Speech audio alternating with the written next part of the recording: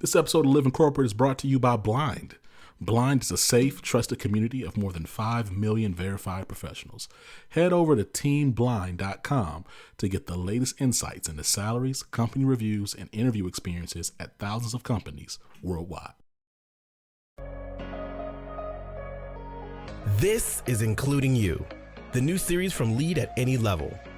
Including You features stories from chief diversity officers and other executives who are creating inclusive cultures in their organizations. Our goal is to show what's working in companies just like yours, to give you the tools you need to keep pushing for progress in your own workplace. We want to create belonging and opportunity for everyone, including you. And now here's your host, Amy C. Waninger.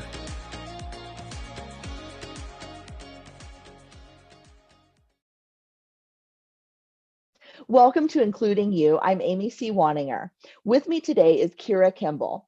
Kira serves as the National Chief Diversity, Equity, and Inclusion Officer for Marsh McLennan Agency, MMA, provides business insurance, employee health and benefits, retirement, and private client insurance solutions to organizations and individuals seeking limitless possibilities. With nearly 9,000 colleagues and 160 offices across the US and Canada, MMA is one of the largest brokerage operations in North America. Kira, welcome to Including You. Thank you so much, Amy, for having me today. Now, I'm so excited. I like to, when I know somebody from a past life, I love to share that in my interviews with my audience because I think it's neat to know how people know each other if they know each other. You and I actually met in the before times at a conference. Business Insurance Magazine did a diversity and inclusion conference in Chicago, and you and I met there, correct? We did several years ago, in fact, and that was really, Amy, when MMA was just beginning our journey.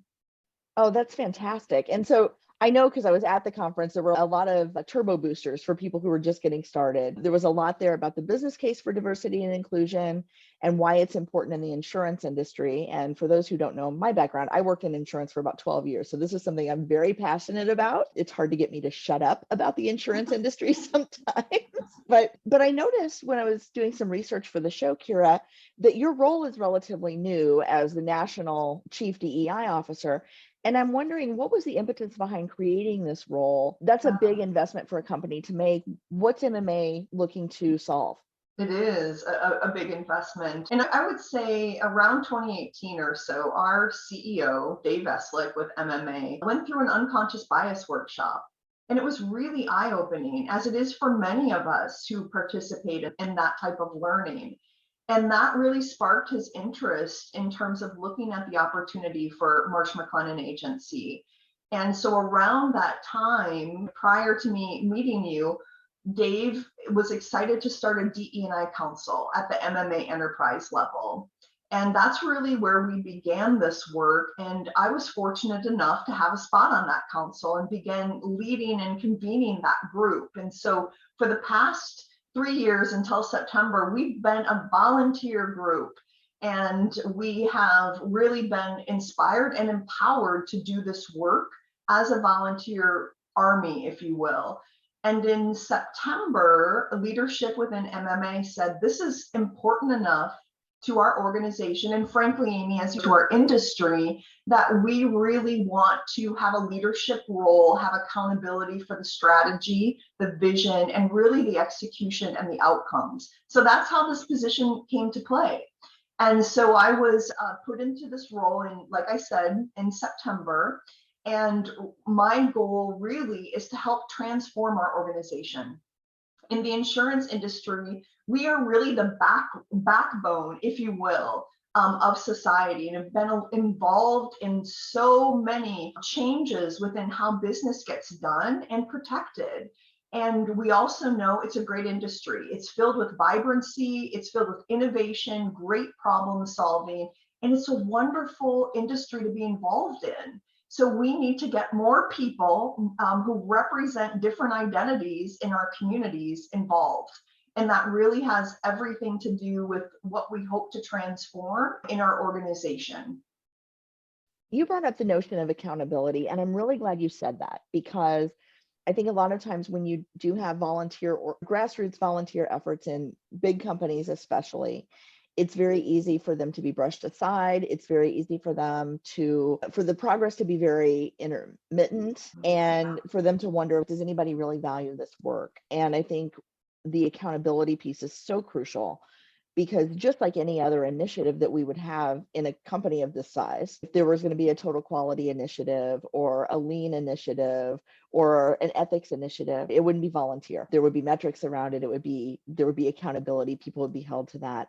Can you tell us a little bit more about what you're tracking and how you're tracking it in terms of accountability for the organization? Right now, since we are early on our journey, a little over 3 years, looking at our culture is really critical, because we know as we begin to really get intentional about diversifying our talent and having balanced represented talent, we've got to create that culture of inclusion and feelings of belonging, or else folks who represent different communities, they may not feel that they can be themselves here. So we've worked really hard on culture. So some of the ways that we measure that would be through engagement surveys and really understanding how our colleagues, through many different lenses, feel about coming to work at MMA. Do they feel involved? Do they feel valued? So really trying to look from a cultural perspective first, making sure that each region has a DE&I council, standing up colleague resource groups, and making sure that they're accessible from all points of our geography. Here's a hard statistic, 87% of our colleagues, Amy, have gone through an unconscious bias workshop. Not through an LMS, check the box, but actually a 2-hour peer-to-peer facilitated workshop. And now we're switching our gears to allyship for our next round. So our measurables right now have been more about how are we ensuring we've got a framework for delivery? How are we making sure that our culture is sound for inclusion and belonging? And that's probably where we've started. Some of the more tactical things with regards to talent acquisition, as an example, making sure all of our talent acquisition folks are trained on unconscious bias, how it can show up in the interview process or the offering process, if you will. So those are some of the spaces as we are beginning our journey that we're looking to make sure we have some good outcomes. Excellent. And you mentioned frameworks, and this is something that I find interesting about the work that you're doing at Marsh. Is some companies have a very top-down approach to their DEI initiatives. Some have a very grassroots approach. They'll have homegrown employee resource groups, homegrown business resource groups, and you do both. You tackle it from both directions, but then you also have this middle group that works in each region. Can you talk a little bit about the structure that you're using to make sure that this work gets done company-wide, and how that's helping you move through this process? Framework is critical. It's one of the best practices, I think, to make sure that organizations have a solid way to deliver this work for the biggest impact. So certainly our CEO and executive leadership are bought in. This is a conversation that our CEO has with regional leadership, and making sure that DE&I is on their agenda. So that's from the top. And then in terms of driving this from a colleague-driven perspective, in each one of our regions across the US and Canada, we have a regional DE&I council. So the MMA Enterprise DE&I Council sets forth vision and strategy, and has been in place again for about 3.5 years. And then each one of the regions is connected to one of those national leaders in the region, so they can execute the strategy and the vision in a way that is meaningful for them. Because Amy, you and I know geographies are different across the country in Canada. And what might be a big goal in one region, for example, the West, might be different than in the upper Midwest, where I sit in Sioux Falls, South Dakota. So we really want to empower the regions, and many of the regions actually have locations. And in fact, Sioux Falls and Fargo, they have a joined local DE&I council. So really creating that framework where knowledge, strategy, tactics can be cascaded, and it can also bubble up. And I'm a huge fan of the grassroots effort, and really believe on colleague-driven initiatives And that's really where a lot of the change can happen. But we know that our leaders, our decision makers, those who hold a lot of authority and power and resourcing, they need to be doing this work as well. So this both and framework is really critical for our success. And it's also empowered a lot of individuals to get involved who are passionate, many of whom are underrepresented colleagues, and it gives them opportunities to own, opportunities to develop more professional skills, create visibility, if you will, and really own changes and transformation in our organization. And that's what gets me excited. So probably we have about 170 or so colleagues involved in our regional DE&I councils, and our colleague resource groups are part of this framework and structure as well. Can you talk a little bit about those colleague resource groups? Which ones do you have? What was your sequencing on those? And how do they contribute to your vision for DEI at Marsh? Absolutely. With MMA, our colleague resource groups are centered on some important C's. Culture, helping to build our culture, helping to educate about the CRG's culture. Commerce is an important part of this, growing business, career, using CRGs as an opportunity for professional and career development, if you will. Community, how do we impact our community? Part of why MMA came together is because we are like-minded agencies that really believe we're stewards in our community as well. So how can MMA from a DE&I perspective impact our communities? And finally, communication. So those are the grounding ways that differentiate a CRG from maybe just an employee group, a support group, if you will, or a book club. So the CRGs are very organic. They bubble up by colleague interest. My office is not going to say we're going to start a CRG, because we really want to empower our team members. So our 6 CRGs center around the LGBTQ+ community, women, Black and African American, Latinx, and then military families and veterans. And we have chapters that are popping up in different markets where we have colleagues, again, based on colleague interest, passion, desire, to center conversations on those 6 different CRGs. And then there's always opportunity for a colleague to start another CRG. So again, these aren't necessarily the CRGs that I said, we need to have these CRGs. They're colleague driven. And then my office tries to help with some resourcing for them, but certainly their regional leaders are excited to support them as well. And each of our 6 CRGs has an executive sponsor that helps to elevate the conversation among leadership, create visibility, remove barriers.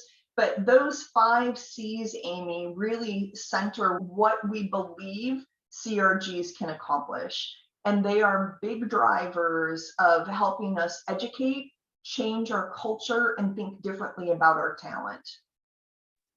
Well, you mentioned at the beginning that you measure your success through employee engagement surveys. Have you seen a change yet? Are you starting to move the needle in the right direction on employee engagement and representation, or is that something that you're still waiting to see results from? I think we're seeing some good movement around culture. As I indicated, that's a place that we've started, and that feeling of inclusion and belonging has been critical. And we were recently awarded a top workplace recognition, which is pretty exciting for us because that is all driven by colleagues completing that application. So that is probably a hallmark for us, a measurement for us to say our colleagues are excited about working here because they helped us get this recognition. So from a culture perspective, I think that is moving in a good direction. We know we have opportunities, though, to start thinking differently about talent and balanced talent, represented talent, and really aiming at all levels. It's not simply about bringing in new talent that represents diverse communities, but making sure that all talent have access to rise in their careers and that career pathway is meaningful for them. So that's something that we're rolling up our sleeves on, and our talent team is really getting intentional about career pathing and what those opportunities look like. And that's so critical because you and I both know when we grow in our career, we grow in our wealth accumulation, we grow in our ability to save, we grow in our ability to access that vacation or save for college, whatever that might be. And that's really where social justice can happen in the workplace that impacts our folks to go out into the communities and live a life that they define as thriving and successful. I love that because I've often told young people, don't sleep on insurance as a career because the insurance industry has provided really good middle class jobs for 100 years or better. Not always in the right way. I will say that. It's not always been the most inclusive industry. It's not always been the most accessible industry. But I think as we start to put a focus on culture industry wide and within individual companies, I think there's a lot of really great opportunity there for people to have careers of purpose, careers with longevity, careers with impact. There are very few industries that can have the same level of impact that the insurance industry can. And there's so many people there who are purpose driven.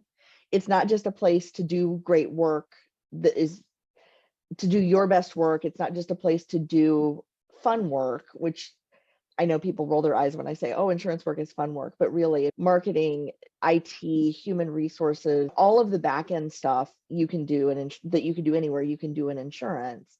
But there's some really cool stuff going on in insurance, right? With actuaries, with underwriting, the producers and the brokerages that are really making things happen for people who are trying to live out their dreams of home ownership, their dreams of owning and operating a business, their dreams of expanding a business or investing in commercial real estate. And so the more we can do that outreach from within the industry, the more we can grow our economies, but the more the insides of our organizations look like the communities that we're serving, the better able we'll be to serve those communities as well. So agreed on that. It is really critical for us to reflect in terms of our employee base, not just for MMA, but for the industry as a whole, that reflects our communities and reflects individuals who are wanting to start their own business, a construction firm, whatever that might be. So it is really critical. And when we think about the changes in demographics, we think about the changes in buying power, Gen Zers who are coming in, and really it's table stakes for them for diversity, equity, and inclusion and purpose, which you've talked a lot about. We need to do these things because it's good for business, it's good for our employer brand, but we also know it's the right thing to do. So there are multiple reasons to say yes to doing the work of DE&I from the industry's perspective. And your comments about what a great industry to get involved in to grow your life in a way that's meaningful for you. For those individuals who want to be in production, the sky's the limit in terms of opportunity that a person can create for themselves. And us thinking differently, again, as an industry about who our talent is and taking more intentional paths to diversify that talent, that's what's really going to help us ignite this transformation. And also within diversity, when I talk about unconscious bias and teach about it, when I say if I hired a whole bunch of people who were like me, we'd be great strategists, but we would be crappy at details, project management, and timeline. So thinking about the value of diversity in organization, it really next levels us for innovation, creative problem solving, and solution generating, and is a business differentiator. And with ESG now looming and the importance of doing that work, diversity, equity, and inclusion is part of that formula. Can you explain a little bit more about what ESG is, especially in the context of the insurance industry? Because that's a relatively new term that people may not be as familiar with. Yeah, environmental and compliance and thinking about our carbon footprint, social, how do we show up and in the space of diversity, equity, inclusion, that is a lot of the S, if you will, and G for governance, how our organization is impacting and how it is structured is really critical and how we make decisions and where our values might be. So when we think of, folks are probably more aware of corporate social responsibility. And that really goes hand in hand with ESG and sustainability, if you will. And organizations who want to differentiate themselves from a business perspective and an employer perspective, these are things that organizations are starting to lean into. The other thing is, Amy, when we think of partnering with businesses and our suppliers and our vendors and our centers of influence, when businesses are seeking partners, some of their requests for proposals are including, tell us a little bit about your DE&I journey or your commitment to ESG. What does that look like? So this type of corporate responsibility work and social impact work is becoming part of business and business questions that organizations are being asked. I think it's really important for people to understand that the insurance industry, while perhaps lagging behind some of the other industries in these areas, really is. I've seen a lot of initiatives coming out of different companies, large companies like MMA and some of the big carriers, smaller regional companies, even small agencies. And I know that there is a perception, because I worked in the industry for so long, I know there's a perception about what insurance is and what it looks like. And I'm not going to say that's all false. It's not all false, but there is movement in this area, and it is a great place to work, a great place to have an impact. But also there's real opportunity for people who want to make change and who want to leave their mark on an industry to step in and say, look, here's what I'm seeing elsewhere. Here's what is happening in the market outside of insurance. Here's what's happening in tech and in banking and in philanthropy and higher education, right? Because the thing about insurance is it touches all those other things.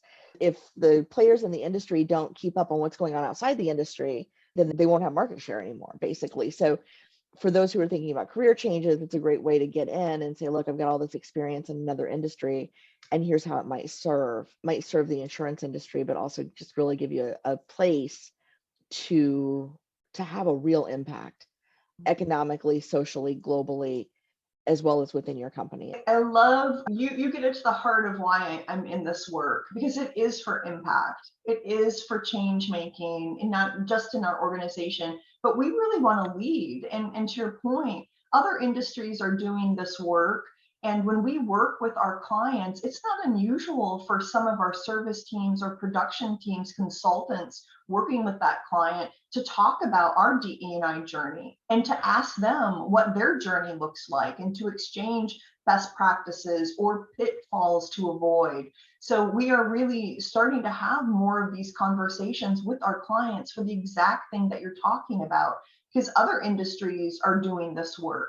The Associated General Contractors comes to mind. And from a national level, they have something called a culture of care, which has everything to do with a diversity, equity, and inclusion, and creating a psychological safety and making sure that when we think about women in that industry, there's a great opportunity there. And how can I make sure that I can show up as a woman who can drive that forklift or manage that job site? And learning from different industries can be really helpful. I'm with you. I want to make an impact that allows us to impact our communities for positive change for all people. And that's why I'm here in this industry, because of what you're talking about. We touch all different organizations and businesses. And if we can lead from the front and have these conversations with our clients. And I'm always so honored when I get pulled into a conversation to learn from them or to share our best practices and just inspire folks to do this work. So what's next for MMA? Now that you're in your role, you've been in your role about coming up on a year now. My sense of time is all screwed up because of COVID and school years and things. Like the calendar doesn't make sense to me anymore, but you've been in the role almost a year and you've had the CRG set up for a while. You've had the DEI Council. What's next for MMA in this space? My hope is really, now that we've done a good job with setting up our culture, we've gotten affirmation in so many spaces from colleagues around inclusion, that we can really get purposeful about thinking differently about talent.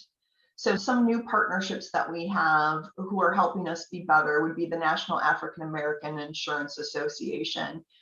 the Association for Professional Insurance Women. We have women in our organization, but are they elevated to decision-making and resource-wielding positions? Link USA is a new organization in our industry.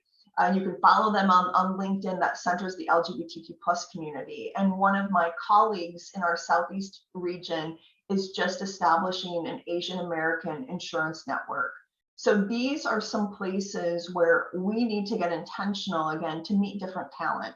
Because if we go the same paths, and I think of myself as a leader when I'm recruiting or have recruited, I've had to learn different pathways, Amy, in order to expand my network and my reach, if you will. So that's what I would like us really to get intentional and have some, I've asked the regions to consider partnerships in their regions that might make sense for them. If it is a chapter of the National African American Insurance Association, or maybe it's Inroads or the Cristo Rey Net, which are amazing organizations across the United States that work with underrepresented high school students or college students to introduce them to our industry. So that's really my call to action for our leaders, is to get intentional about developing different networks and attracting different talent.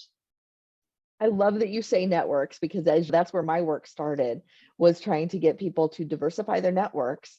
And so they can see their industries, see their companies, see their own work from multiple perspectives, identify barriers that exist for others that don't exist for them, and then start to make change. Kira, thank you so much for joining me today on Including You. I'm so glad that we got a chance to reconnect, and I look forward to what's next at Marsh. Thanks so much for the conversation today, Amy. If you've enjoyed this episode, follow Lead at Any Level on LinkedIn and YouTube. Then join us for Including You video simulcast every Thursday at noon Eastern. Including You can also be enjoyed each week as part of the Living Corporate audio podcast series, available on all major podcast platforms. Learn more at living-corporate.com. Including You is brought to you in part by Lead at Any Level, a boutique training and consulting firm improving employee engagement and retention for companies that promote from within. Lead at Any Level. Leaders can be anywhere and should be everywhere. Learn more at leadatanylevel.com. Lead at Any Level and its logo are registered trademarks of Lead at Any Level LLC. The views and opinions of guests on our show do not necessarily reflect the positions of Lead at Any Level, Living Corporate, or the sponsors of Including You. That's it for this week's episode of Including You. Join me next week when my guest will be Evelise Crespo from Reed Smith. We'll be talking about modeling transparency in the legal industry. Living Corporate is brought to you by Doximity. Doximity is committed to fostering an inclusive and diverse work environment where differences are valued, practices are equitable, and employees experience a sense of belonging that allows them to bring their full, authentic selves daily. As medicine's largest network, there's an elevated level of responsibility to everything we do. We don't take that responsibility lightly and are committed to working towards a more equitable world inside and beyond our virtual office walls. So if you want to learn more about Doximity, go to your app store and type in DOXIMITY. Again, that's DOXIMITY.